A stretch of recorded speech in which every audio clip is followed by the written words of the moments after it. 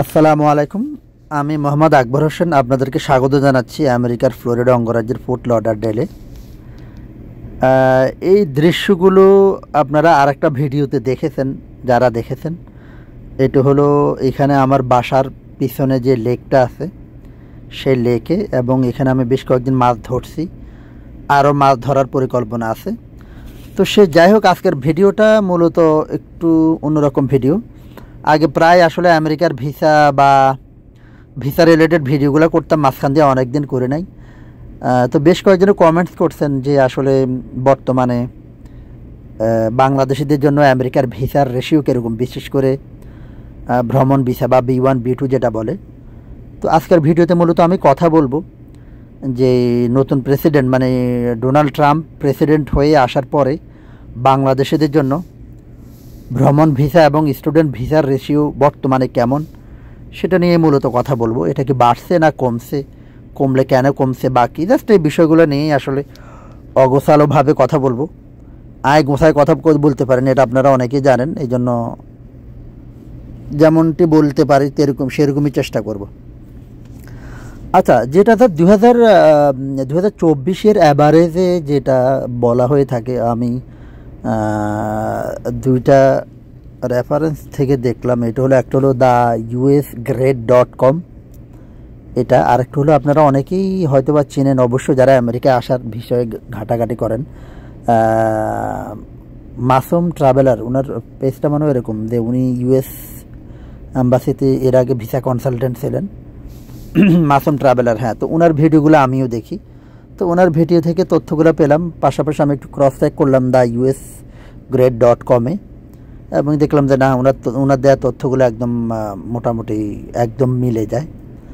তো এই theusgrade.com এদের মতে, বা মাসুম ট্রাভেলারের উনি যেটা জনাব মাসুম সাহেব যেমনটি বলেন যে 2024-এ অ্যাভারেজে প্রতি মাসে প্রায় 3000 ভিজিটর ভিসা বা B1 B2 ভিসা ইস্যু হয়েছে। এবং যেটা আমি আরেকটা রেফারেন্স থেকে যেটা দেখলাম, যদি মানে আমি জাস্ট লাস্ট 5 থেকে 6টা মাসের ডিটেলস কথা বলবো, সামারিটা একটু বলে দেই। তো যেটা বললাম, মান্থলি প্রায় 3000 ভিসা B1 B2 ইস্যু হয়েছে, মানে মানুষ পেয়েছে। আর রিফিউজালের রেট ছিল প্রায় 46%। তার মানে 2024-এ 100 জন আবেদন করে মোটামুটি 54 জন পেয়েছে। এই সংখ্যাটা মোটামুটি ভালো অবশ্যই বলা যায়। তো আচ্ছা, মানে আমি মূলত মূল ফোকাসটা দেবো ট্রাম্প আসার পরে কি অবস্থা। কিন্তু ট্রাম্প আসার পরে বাড়লো না কমলো সেটা জানার জন্য অবশ্যই আপনাকে ট্রাম্প আসার আগের কয়েকটা মাস দেখতে হবে। তো আমি যদি সেপ্টেম্বর থেকে শুরু করি, মানে আমি আমেরিকাতে সেপ্টেম্বরে আসছি, সে সেপ্টেম্বর থেকে শুরু করে যদি সেপ্টেম্বর মাসে 2024-এর সেপ্টেম্বর মাসে B1 B2 ভিসা ইস্যু হয়েছে 2932টা, আর F1 হলো 250টা ভিসা। কতজন আবেদন করে সেটা কিন্তু, সেই সংখ্যাটা সম্ভবত US অ্যাম্বাসি কখনোই রিভিল্ড করে না, বাট কতজন পায়, এভারেজে কতজন রিজেক্ট হয়, সেটা নিয়ে ওনাদের যে তথ্য সেটা দিয়ে থাকেন। প্রতি মাসেই ওনারা একটা এক্সেল শিটে শেয়ার করেন ওনাদের অ্যাম্বাসি, ওনাদের ওয়েবসাইট থেকে। অক্টোবরে সবচেয়ে বেশি, অক্টোবরে হয়েছে 4006 জন B1 B2 ভিসা, এবং স্টুডেন্ট ভিসা হয়েছে 326 জনের। এটা মোটামুটি একটা ভালো একটা রেশিও বলা যায়। নভেম্বর 2024-এ B1 B2 ভিসা হয়েছে 3166, আর F1 হয়েছে 767। মোটামুটি ভালো একটা সংখ্যা, 767 স্টুডেন্ট মানে ভিসা পেয়েছেন, স্টুডেন্ট ভিসা।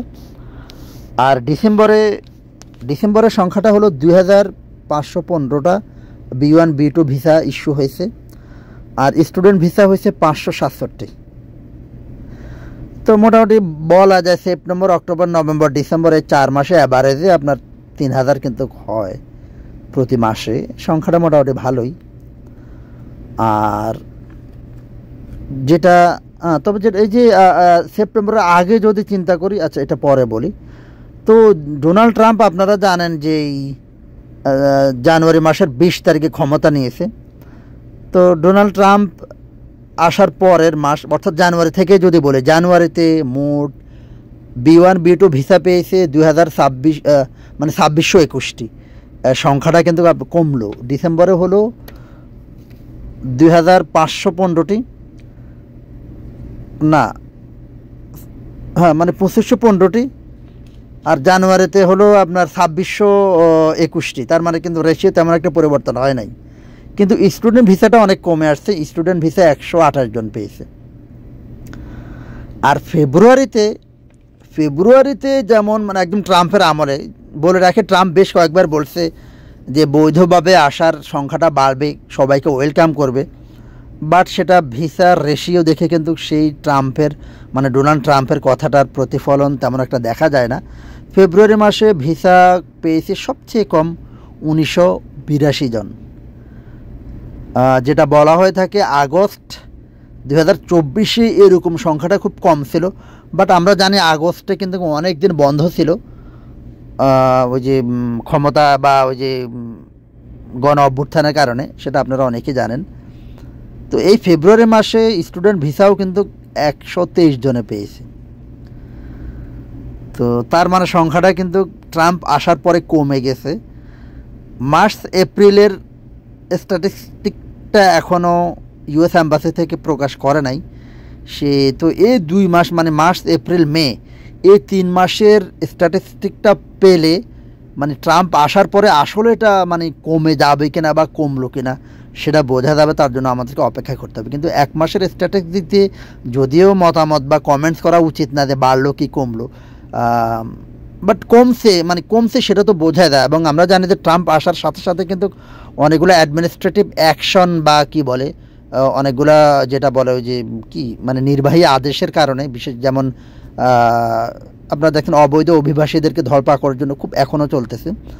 এবং যেটা হয়তো বা ইনডাইরেক্টলি যেটা বলা হয়েছে যে ভিসা দেওয়ার ব্যাপারে যাতে ফ্লেক্সিবিলিটি কম থাকে, এটা একটা কারণ থাকতে পারে। তো কমে যাওয়ার কারণ হিসেবে যেমন জনাব মাসুম সাহেব উনি যেটা বলছে যে একটা কারণ এটা বলছেন যে হ্যাঁ ডোনাল্ড ট্রাম্প আসার পরে ভিসার পরিমাণটা একটু কমে যাবে, এটাই স্বাভাবিক। হয়তো বা খুব বেশি ভালোভাবে কাগজপত্র ক্রস চেক করে বা ব্যাকগ্রাউন্ড চেক করে দিতে বলা হয়েছে, এটা একটা কারণ উনি বলেন। উনি আরেকটা কারণ বললো যে এটা আমি নিজেও একমত। আপনারা ফেসবুকে অনেক এজেন্সি কিন্তু ইদানিং খুবই লোভনীয় অফার দিচ্ছে যে টাকা মানে ভিসা হলে টাকা 2-3টা দেশ ভ্রমণ করেই ভিসা পাওয়া যায়। তো এই ধরনের মানে ওই এজেন্সিগুলোর মানে রঙিন বিজ্ঞাপন বা মুখরোচক বিজ্ঞাপনের কারণে অনেকে কিন্তু আবেদন করছে এবং মানে নিজেকে সঠিকভাবে কোয়ালিফাইড না হয়েও। আমি এর আগে বেশ কয়েকটা ভিডিওতে বলছি যে সাদা পাসপোর্টে অনেকে ভিসা পেয়েছে, অনেক 10-20টা 15টা দেশ ভ্রমণ করেও পায় নাই। এটা হলো সাধারণ কথা, জেনারেল কথা। তবুও আপনি ইউএসএ ভিসার জন্য যখন আবেদন করবেন আপনাকে মোটামুটি বেসিক কোয়ালিফাইড হতে হবে, বেশ ভালো কয়েকটা কান্ট্রি আপনাকে ভ্রমণ করে। তো ওই ধরনের এজেন্সির বিজ্ঞাপনের কারণে অনেকেই প্রলুব্ধ হয়ে নিজে কোয়ালিফাইড না হয়ে আবেদন করছেন, যথারীতি তাদের ভিসা রিজেক্টের হয়তো বা রেশিওটা অনেক বেশি। তো এই দুটা একটা কারণ হতে পারে। আর স্টুডেন্ট ভিসাটাও কমে আসছে, সেটার জন্য আসলে আমি স্টুডেন্ট ভিসা নিয়ে তেমন একটা আমার ধারণা নাই, বাট অবশ্যই কিছু একটা ফ্যাক্টর থাকতে পারে যেটা ফেব্রুয়ারি 2025 একদম কমে গেছে। তো দেখেন এই রেশিও অনুযায়ী যেমনটি বলা যায় যে মাসে 3000 পেতেও কিন্তু এখন কমে আসছে। তার মানে যারা কোয়ালিফাইড আমেরিকায় আসতে চাচ্ছেন, যাদের ভালো ট্রাভেল হিস্টোরি আছে, ভালো ব্যাংক ব্যালেন্স আছে, ভালো বাংলাদেশে আপনি ফেরত যাবেন সেরকম ভালো লিঙ্ক আছে, আপনি ভালো জব করেন, ভালো ব্যবসা করেন, আপনার বউ বাচ্চা বাংলাদেশে আছে, যদিও আমেরিকা সবসময় ফ্যামিলি ভিসাটাকে প্রায়োরিটি দেয়।